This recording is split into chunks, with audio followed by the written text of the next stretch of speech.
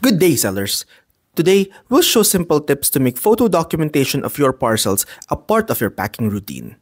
Ito ay makakatulong para magkaroon ka ng maayos na documentation, lalo na kung kailangan mong mag-file ng dispute for ASF or ESF discrepancies. Para siguradong maayos ang pagdodocument ng details ng inyong parcel, kumuha ng malinaw na photos ng actual length, width, height, at weight nito.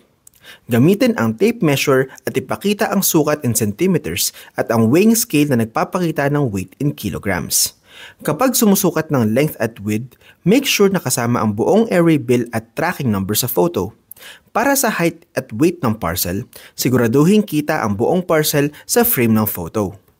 Tandaan, ang shipping fee ay nakabase sa actual weight ng items o kaya sa volumetric weight na sinusukat din ang laki ng package pati na rin ang external packaging. Ang mas mataas na measurement sa dalawa ang gagamitin. Kapag sumusukat ng weight ng package na may maraming items, idagdag ang total ng mga actual weight ng bawat item. Kapag sumusukat ng dimensions ng package na may maraming items, gamitin ang pinakamahabang length at width ng lahat ng items at idagdag ang mga height ng bawat isa. Siguraduhin din na kumuha ng photos para sa lahat ng orders, pati na rin ang mga order na gumagamit ng pouch. Tiyakin na ang bawat photo ay malinaw na pinapakita ang sukat ng package. Proper documentation is important, lalo na kung kailangan ninyo na mag-file ng appeal sa shipping fee discrepancy.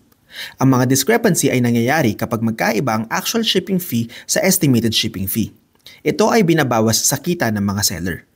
Kung tama naman ang inyong actual weight, dimensions at pickup address, maaari kayong mag-file ng concern gamit ang Shopee chat. Make sure na may malinaw na photo evidence para suportahan ang inyong request.